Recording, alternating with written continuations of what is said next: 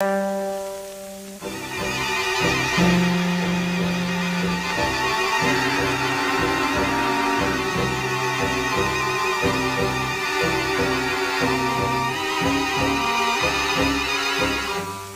know what you're thinking. Why do I seek self-destruction? Well, mine is a familiar story. Perhaps you'd like to hear it. In the beginning, there was no indication that my life would be fraught with tragedy. My days were peaceful and sheltered. My time generously idled away on pleasantries of no consequence. Until Flora entered my life.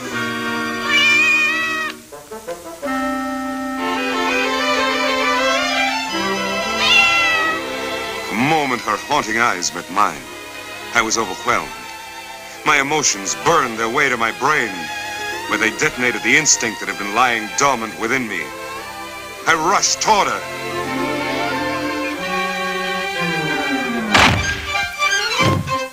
Something seemed to hold me back. Insanely, I approached her again. No binds could hold me this time. Wistfully, she awaited my approach. Nearer, and yet nearer I plunged. And finally, we met.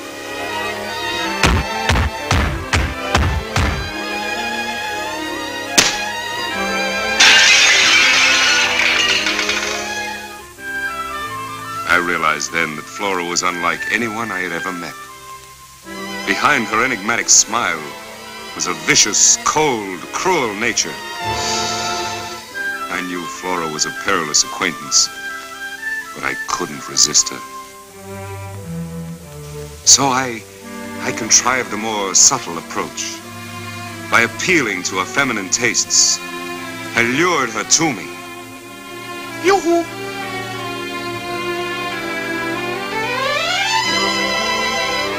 I was ready. At last, my moment of triumph. I poised, and then...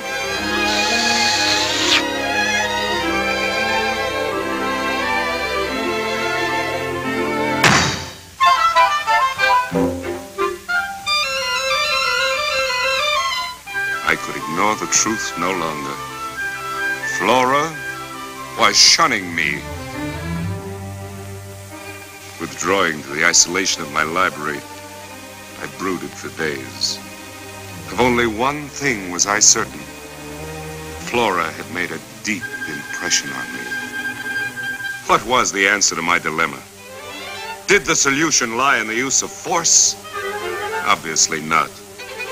In subterfuge? Hardly. Flattery? Friendship? Friendship!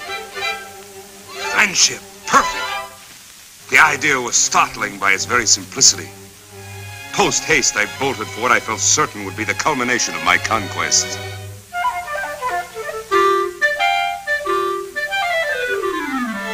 My ruse had succeeded. I had won her confidence with a show of friendship.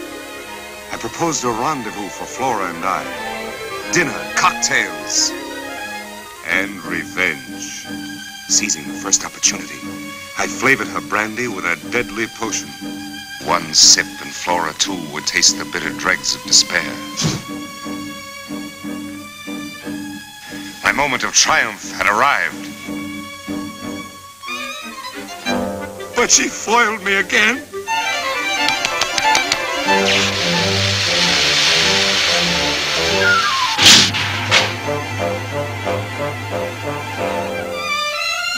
I became a derelict. Aimlessly, I trickled through the gutters of the big city. I felt like a dog. But my spirit revived at the sight of a familiar figure. Certainly here was a friend of the downtrodden. Gratefully, I thawed my soul with the warmth of his abundant heart.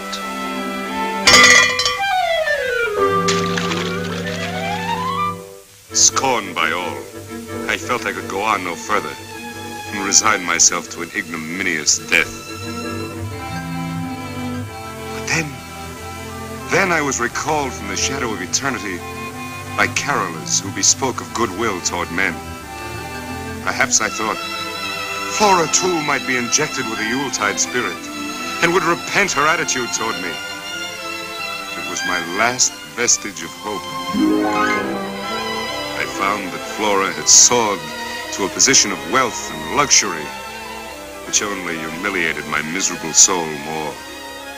Summoning my last spark of courage, I rang the bell.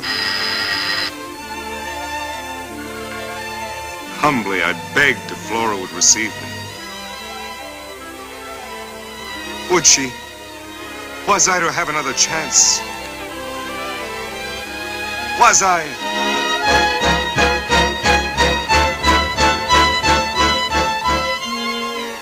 And that is my story. Not very pretty, is it? And so, farewell. No, I won't. I won't. I will not give her the satisfaction. We men and I have pieced together their shattered lives. So shall I. I'll succeed. I'll succeed whatever the road I take. Be it back from whence I came, or onward to new horizons.